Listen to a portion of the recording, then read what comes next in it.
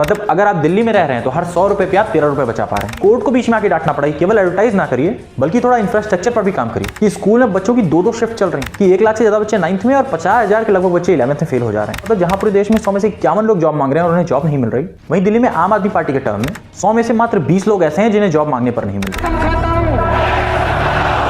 आप लोग की इस गंदी राजनीति में 3 बस मास्टर्स की डेथ हो चुकी है, और वो भी तब जब अपनी सैलरी पाने के लिए प्रोटेस्ट कर रहे थे। पर खुद आपकी पार्टी से इन रोहिंग्याओं को सपोर्ट मिल रहा है, और कहीं कहीं पानी की हालत ये है कि पाइप से काला और नीला पानी आ रहा है। मिशन तो 2020 में चालू हुआ था, अभी तक तो मिशन को पूरा हो जाने का टाइम आ जाना था। अगर आप ये सवाल करोगे जब भाजपा एमसीडी में थी तब भी तो ये समस्याएं थी, तो भैया उनसे उम्मीद हारने के बाद ही तो लोगों ने चुना है आपको कि पंजाब में पावर में आने पर आप उसे क्लीन चिट दे देते हो, और वहीं बीजेपी को ब्लेम करने से नहीं चूकते। और हमारी माताएं अपने बच्चों की आयु बढ़ाने के लिए ये रिस्क लेने को तैयार है। इसलिए अब डेवलपमेंट से ज्यादा इस पर फोकस किया जाएगा कि कौन ज्यादा पैसे दे रहा है। एक इलेक्शन में इमाम्स की सैलरी बढ़ाते हैं जिन्हें सैलरी तो टाइम से दे नहीं पा रहे हैं, ऊपर से पंडितों और ग्रंथियों की सैलरी बढ़ाने की बात कर रहे हैं।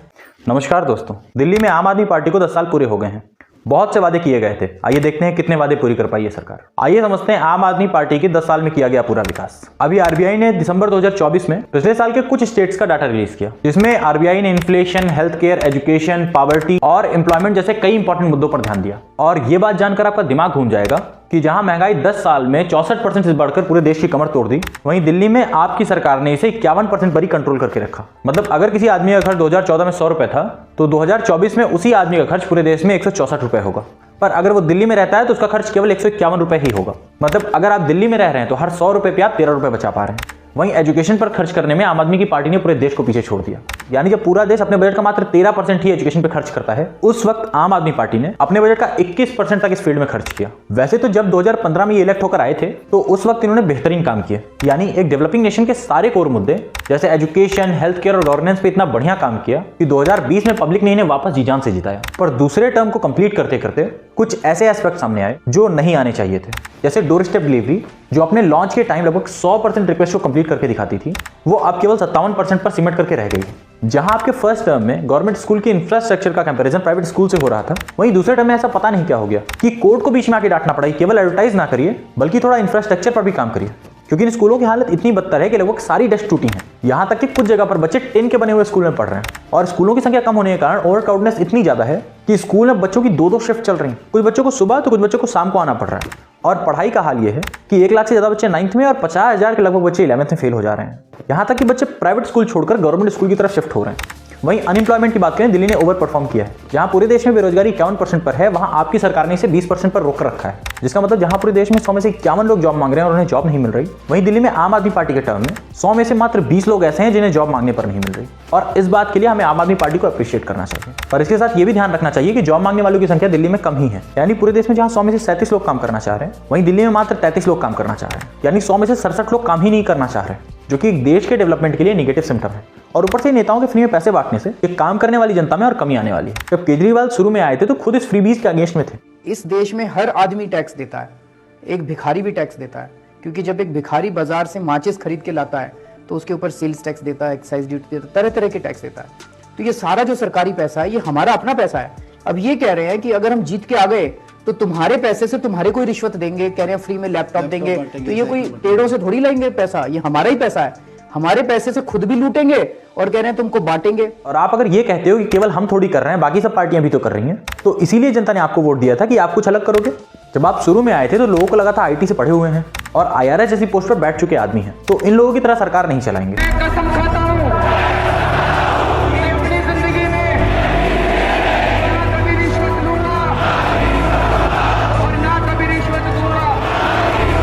अरविंद केजरीवाल जी का उदय भी तो एंटी करप्शन मूवमेंट के दौरान ही हुआ था, जहां लोगों में आक्रोश था और 2G और कॉमनवेल्थ जैसे घोटाले सामने आ रहे थे। उस वक्त अन्ना हजारे के साथ अरविंद केजरीवाल जी भी एक क्रांतिकारी की तरह उभरते हैं और लोकपाल बिल की बात करते हैं। पर पावर में आने के बाद आप लोकपाल बिल की बात नहीं करते। लोगों के सामने आपकी इमेज एक आम आदमी की थी, पर शीश महल कंट्रोवर्सी में उसे रिनोवेट कराने में आप 45 करोड़ खर्च कर देते हैं, जबकि आपने कहा था कि मैं आम आदमी की तरह रहूंगा, लूंगा ना, मैं कोई बड़ा बंगला लूंगा और ना मैं सिक्योरिटी लूंगा। और अब सवाल करने पर सफाई क्या दी जाती है। और देखिए कितने शीश महल के जैसे ऐसे बंगले में आप रहते हैं। बोले मैंने थोड़े बनाया, पीडब्ल्यूडी ने बनाया है, और कोई भी मुख्यमंत्री बनेगा वो उसी में रहेगा। मैंने तो छोड़ दिया, इस्तीफा दे दिया। बात तो सही है, दिल्ली का जो भी सीएम बनेगा वो उस घर में रहेगा। तो शीश महल का आरोप सिर्फ केजरीवाल पर क्यों? तो शीला जी के जो 12 एसी थे वो भी तो सीएम का घर था, उसमें भी वो हारती तो कोई और रहता ना। उसको तो आपने इस्तेमाल किया एक महिला को बदनाम करने के लिए, उसको अय्याश ठहराने के लिए। माफ करिए, यही सब शब्द थे इनके, ठीक है। उस समय कहाँ गई आपकी ये स्टोरी? भाई वो तो कोई उनका अपना बंगला नहीं था। हाँ, एम्प्लॉयमेंट पर बात कर रहे हैं तो मार्शल्स की भी बात कर लेते हैं। जैसे मोहल्ला मार्शल्स के आपने वादे तो किए पर उनको भूल गए, ना ही उन पर दोबारा कोई बात हुई और ना ही उसे इंप्लीमेंट किया गया। पर बस मार्शल्स जो जॉब में थे उनमें से कुछ अपनी जॉब गंवा बैठे और कारण वही आप लोग का पॉलिटिकल ब्लेम गेम। एक तरफ बीजेपी कहती है कि रूलिंग पार्टी अपोजिशन से जॉब देने को बोल रही है, वहीं आपकी पार्टी कहती है कि बीजेपी के कहने पर बस मार्शल्स हटाए गए हैं। पर आप लोग की इस गंदी राजनीति में 3 बस मार्शल्स की डेथ हो चुकी है और वो भी तब जब वो अपनी सैलरी पाने के लिए प्रोटेस्ट कर रहे थे। अरे इंडिया में गवर्नमेंट जॉब करने का एक बहुत बड़ा रीजन इकोनॉमिक स्टेबिलिटी है, पर आप लोगों के इस ब्लेम गेम में जब ये लोग सैलरी आपसे मांगते हैं तो आप कहते हो हमारे पास फंड नहीं है, और एलजी से कहो तो वहां से रिस्पॉन्स आता है कि हम मामले में देख रहे हैं। और ऐसे 5-5 महीनों की सैलरी रोके रखे हो आप लोग, वो भी उन लोगों की जो पूरे शहर के बसों में महिलाओं की सिक्योरिटी मेंटेन कर रहे हैं। पर उनकी और उनकी फैमिली की इकोनॉमिक स्टेबिलिटी की बात आती है तो ब्लेम गेम चालू हो जाता है। और लॉ एंड ऑर्डर की बात करी है तो ये भी समझ लेते हैं कि केजरीवाल जी हमेशा लॉ एंड ऑर्डर के लिए बीजेपी को ब्लेम करते रहते हैं, क्योंकि ये तो सेंटर का मुद्दा है और उनके अंडर में नहीं आता। पर ये नहीं बताते कि 2020 के दिल्ली दंगों में इनकी ही पार्टी के काउंसलर ताहिर हुसैन भी शामिल थे, जो आईबी ऑफिसर अंकित शर्मा के मर्डर के मेन एक्यूज्ड हैं, और कोर्ट उन्हें यह कहकर बेल नहीं देती कि इनके ऊपर लगने वाले सारे आरोप सही हैं। और ऐसे इलीगल इमिग्रेंट्स को मैनेज करने के लिए लॉ एंड ऑर्डर मेंटेन करना एक बहुत बड़ा मुद्दा है। केजरीवाल की तरफ से मदद की गई है? केजरीवाल की तरफ दिया है। अरविंद केजरीवाल मदद कर रहे हैं? क्या क्या दिया आपको? और दिल्ली दिया है, कपड़ा दिया है, खाना भी दिया है। दिल्ली सरकार बिजली दे रही है? दे रहे हैं। दिल्ली सरकार ने रहने के लिए जगह दिया है, तंबू दिया, वो दिया, बस। हाँ? पैसा दिया आपको दिल्ली सरकार ने? हाँ दिया है, दिया है। केजरीवाल सरकार पैसा दे रही है? केजरीवाल ने नहीं, अमानतुल्लाह खान ने दिया। अमानतुल्लाह खान ने दिया। दिल्ली सरकार की तरफ से जो सुविधाएं दी जा रही हैं उसको लेके क्या कहो? उनको सुविधा ये दी हुई है, रहने के लिए जगह दी हुई है उनको। क्योंकि सरकार कह रही है कि दिल्ली में कहाँ मतलब आ गया यहाँ पे? कह रही है कि सिंचाई विभाग की जमीन, कह रहे हैं कि सिंचाई विभाग की जमीन ले रखी है। सरकार का कहाँ? यहाँ पे केजरीवाल सरकार है यहाँ पे। इनके लिए सामान देने आयो? वो प्रसाद होता है ना, कुर्बानी करते हैं उनको प्रसाद देने आए। आज भी 3,000 दिए। किसको? आज 3,000 रुपए दिए। कौन आया था? कोई देना है तो कोई भी मदद नहीं की गई। बोला गया किसी मीडिया के साथ बात नहीं करना। ऊपर से बोला गया। अच्छा, किसने कहा ये बात कि आपसे मीडिया? आप कुछ ना बताएंगे आपको।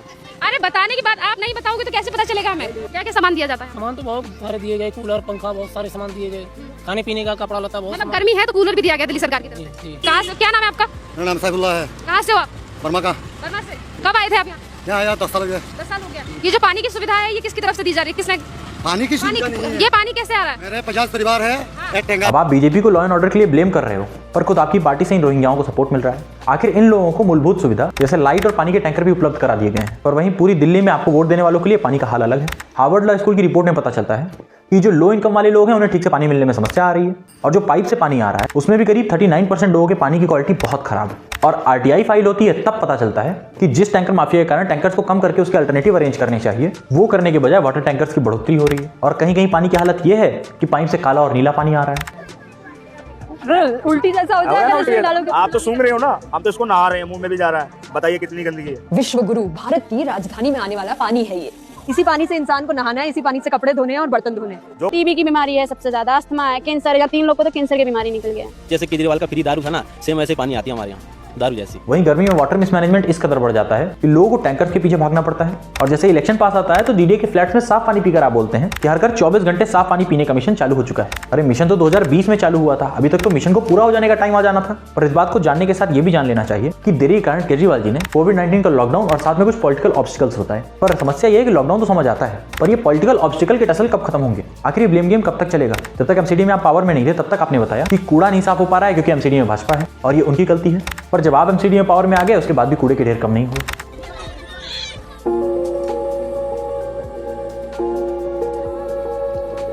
अभी गर्मियों में ना इसके जो वो निकलती है, इसके अंदर जो गैस निकलती है, धुआं निकलता है। आग से उसके धुएं से ना यहाँ पर ये जो हरा घर देख रहे हो ना, इसमें गुड़िया खत्म हो गई थी। धुएं की इससे मतलब कि बर्दाश्त नहीं हो पाई इसे। पर आपने एमसीडी को ब्लेम करना बंद कर दिया। वैसे ही आपने दिल्ली को झीलों का शहर बनाने की बात की थी, पर एमसीडी में पावर में आने के बाद भी वाटर लॉगिंग की समस्या नहीं सॉल्व हुई। आधे घंटे की बारिश में ही दिल्ली के इस पॉश इलाके न्यू फ्रेंड्स कॉलोनी में हालात ऐसे हैं जैसे नहर बन गई है। ये है। और अगर आप ये सवाल करोगे जब भाजपा एमसीडी में थी तब भी तो ये समस्याएं थी, तो भैया उनसे उम्मीद हारने के बाद ही तो लोगों ने चुना है आपको कि शायद आप कुछ अलग करें। पर आपने क्या किया? जिस कांग्रेस के अगेंस्ट 2 साल प्रोटेस्ट करके आप पावर में आए, उनके साथ ही आपने हाथ मिला लिया। जिन सोनिया गांधी पर आप सारे आरोप लगाते थे उन्हें आप ईमानदार बताने लगे हो। सोनिया गांधी को गिरफ्तार करो, 2 दिन उसका इंटेरोगेशन करो, देखो पता चल जाएगा किस किसने रिश्वत लिया और किस किसने। मिसेस सोनिया गांधी एक ईमानदार नेता है, यस या नो?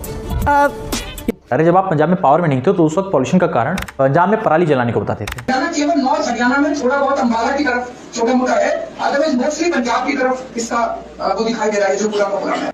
पर उसी पंजाब में पावर में आने पर आप उसे क्लीन चिट दे देते हो, और वहीं बीजेपी को ब्लेम करने से नहीं चूकते। आज मैं केंद्र सरकार से जानना चाहती हूँ कि पराली जलाना पिछले 6-7 साल से देश भर में बढ़ता जा रहा है। चाहे हरियाणा हो वहां बढ़ रहा है, उत्तर प्रदेश हो वहां बढ़ रहा है, राजस्थान हो वहां बढ़ रहा है, मध्य प्रदेश हो वहां बढ़ रहा है। आप बीजेपी को तो रात दिन खराब लॉ एंड ऑर्डर के लिए बोलते हो, पर वहीं पंजाब में लॉ एंड ऑर्डर का हाल आपसे संभल नहीं रहे। और रही बात प्रॉमिसेस की, तो वो ये है 2015 में यमुना को लेकर आपने वादा किया था, पर कुछ अच्छा रिजल्ट नहीं मिला।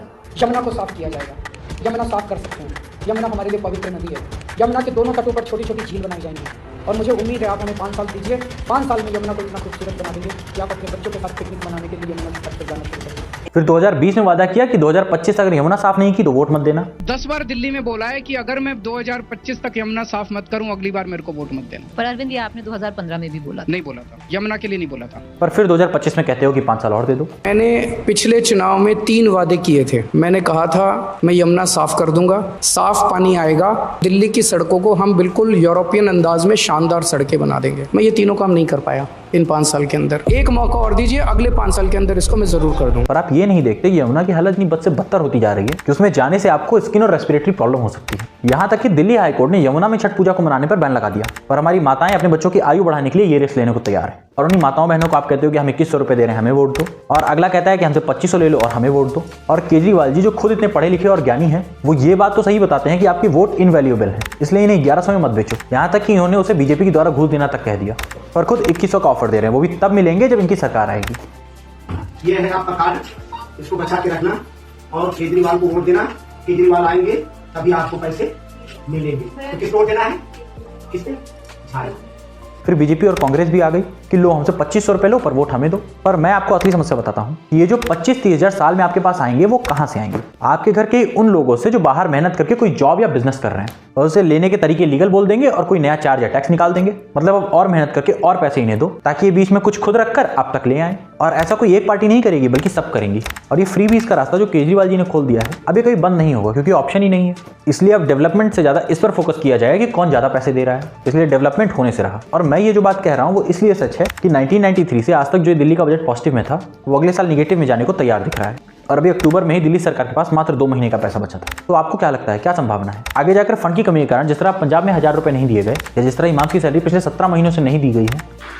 पिछले 17 महीने से इमामों को सैलरी नहीं मिल पा रही है। तो क्या आपके पैसों को ये अपनी जेब से देंगे?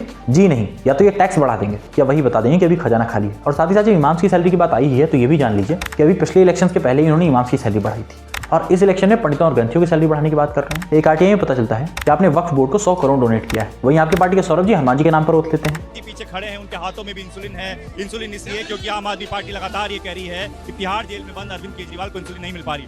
सौरभ जी अब तो इंसुलिन मिल गई है तिहाड़ जेल के भीतर, फिर इस तरीके से इंसुलिन नहीं इन्हीं की वजह से मिली है। और आप कहते हैं कि हम रिलीजियस पॉलिटिक्स नहीं करते। हमारे देश में सियासती पार्टियों ने धर्म के नाम पे जहर घोलते हैं, उसे खत्म करना है और उसे प्यार और मोहब्बत की राजनीति में बदलना है। हिंदू, मुसलमान, सिख, ईसाई सबको एक साथ ला। अरे आप एक इलेक्शन में इमाम्स की सैलरी बढ़ाते हैं जिन्हें सैलरी तो टाइम से दे नहीं पा रहे हैं, ऊपर से पंडितों और ग्रंथियों की सैलरी बढ़ाने की बात कर रहे हैं। तो भाई चर्च के फादर और नंस ने क्या बिगाड़ा है, उन्हें भी शामिल कर लेते, क्योंकि आम आदमी इसीलिए तो कमा रहा है कि कोई पावर में आए और उनके मेहनत के पैसे टैक्स में लेकर के उससे वोट खरीद ले। और आपकी बातें कि अपने बजट का 40% हेल्थ केयर और एजुकेशन में खर्च करने के बाद भी दिल्ली सरप्लस में है, पर ये नहीं बताते कि 21 साल में पहली बार दिल्ली रेवेन्यू डेफिसिट में जाने को तैयार है। और हेल्थ केयर की भी बात करें तो उसमें भी आपने फर्स्ट टर्म में जो लाजवाब काम किए वो बेशक टॉप नॉच थे और उनकी मैं आयु भी तारीफ करता हूं, और सेकंड टर्म में चीजें उतनी बेहतर नहीं दिखी। जिस हेल्थ केयर मॉडल में पहले आपने 2015 फिर 2020 में 1000 मोहल्ला क्लिनिक बनाने के वादे किए थे, उसमें से अगस्त 2024 तक केवल 545 मोहल्ला क्लिनिक ही बन पाई। और उसमें भी जिस पार्टी का सबसे स्ट्रॉन्ग पॉइंट ये था कि उन्होंने दिल्ली की हेल्थ केयर अच्छी कर दी है, तो उस पार्टी का सबसे बड़ा युवा नेता अपनी आंख का ऑपरेशन कराने के लिए विदेश जाता है। और आम पब्लिक की बात करें तो लोगों को रात रात भर इलाज के लिए इंतजार करना पड़ रहा है। यहाँ तक कि कहीं कहीं मेडिसिन ही अवेलेबल नहीं है और डॉक्टर केवल पैरासिटामोल दे रहे हैं। जहां मेडिसिन मिल रही है वहां ठीक से पूरा प्रिस्क्रिप्शन नहीं मिल रहा है। और जिन मोहल्ला क्लिनिक्स को कभी यूनाइटेड नेशंस के सेक्रेटरी जनरल ने अप्रिशिएट किया था, आज उसमें 3-3 महीने तक दवाएं अवेलेबल नहीं होती। और हजमत अली बताते हैं कि उनके पास की मोहल्ला क्लिनिक कब की बंद हो चुकी है। वहीं बनवारी बताते हैं कि मोहल्ला क्लिनिक अब पहले की तरह अच्छे से काम नहीं कर रही। यहाँ तक कि एंटी करप्शन ब्यूरो को 11 महीने में 65,000 घोस्ट पेशेंट उन प्राइवेट लैब से मिलते हैं जो मोहल्ला क्लिनिक से एडजॉइंट थे, जिसके लिए दिल्ली गवर्नमेंट करीब 4.5 करोड़ टेस्ट कंडक्ट कराने के दे चुकी थी। अब आप सोचिए किस तरह की धांधली चल रही है इन लैब्स और मोहल्ला क्लिनिक्स में। पर आप ये देखते हुए इस बात का ध्यान रखिएगा कि धांधली निचले स्तर पर हो रही है, तो इसमें ऊपर के नेता लोग शायद इन पैसों की हेरफेर में इन्वॉल्व ना हो, पर एफिशिएंसी की कमी जरूर है जिसके कारण ये सब हो सका। इसलिए मैं ऐसा नहीं कह रहा हूँ कि काम नहीं हुआ है, जी बिल्कुल हुआ है। और आपकी सरकार ने फर्स्ट टर्म में जो करके दिखा दिया उसकी बराबरी शायद आज भी कोई पार्टी नहीं कर रही है। और इस सेकंड टर्म में उस लेवल का काम नहीं दिखा और इसमें कोविड के लॉकडाउन का लगना एक बड़ा रीजन हो सकता है। पर मुझे समस्या इस ब्लेम गेम से है, क्योंकि आपसे पहले भी दिल्ली में सरकारें चलती थी, एलजी तब भी थे, पर आज जितना टसल कभी नहीं देखा गया।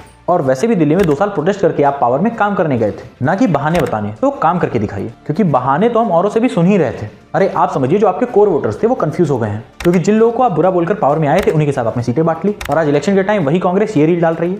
शीश महल वाली राजनीति। पहले छोटी सी गाड़ी में घूमते थे, जन लोकपाल बिल की बात की थी, इलेक्ट्रिक पोल पर चढ़ जाते थे, अब सब भूल गए। और उनके घर की आपने फोटो देख ली। नरेंद्र मोदी जी ने मुझे घर से बाहर निकाल दिया, फेंक दिया उठा के। मैंने चाबी दी, मैंने उनसे कहा भैया लो अपना घर, मुझे नहीं चाहिए। और केजरीवाल जी महल में रहते हैं, शीश महल में रहते हैं।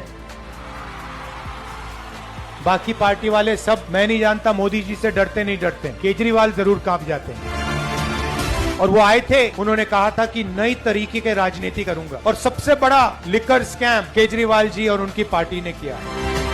साफ राजनीति। दिल्ली में सांस नहीं ली जाती है, पोल्यूशन बढ़ता जा रहा है, साफ पानी नहीं मिलता है, रोजगार नहीं मिलता है, महंगाई बढ़ती जा रही है। और जब दिल्ली में नफरत फैल रही थी, जब आपको उनकी जरूरत थी, जब माइनॉरिटीज को उनकी जरूरत थी, तो फिर वो आपके साथ नहीं खड़े थे। मगर कांग्रेस पार्टी और मैं आपके साथ खड़े थे।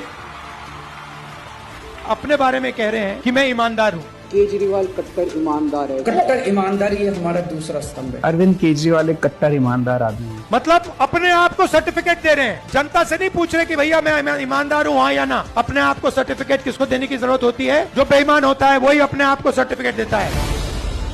अगर आप आम आदमी पार्टी के सपोर्टर हो और जेन्युइनली चाहते हो कि इस बीजेपी और कांग्रेस के अलावा भी कोई तीसरी और बड़ी पार्टी उभर कर आए, जो मैं भी चाहता हूं, तो इस वीडियो को एक पॉजिटिव क्रिटिसिज्म की तरह लें। और अगर आप मेरे किसी पॉइंट से डिसएग्री करते हैं तो कमेंट में जरूर बताएं, और अगर एग्री करते हैं तो भी जरूर बताएं। अगर आपको वीडियो पसंद आई हो और आगे भी ऐसी वीडियो देखना चाहते हैं तो चैनल को सब्सक्राइब जरूर कर लीजिएगा। बाकी मिलते हैं अगले वीडियो में, तब तक के लिए नमस्कार। क्या कर रहे हैं? क्या कर रहे हैं? कौन दिखा? अरे कौन दिखाएंगे? कौन दिखा? गाड़ी अच्छी लगी थी, बैठेगा? अरे भाई वो खतरनाक बहुत ज्यादा है। हाँ बेटा तो अरे आ जा नहीं कुछ कहता। अरे आ जा।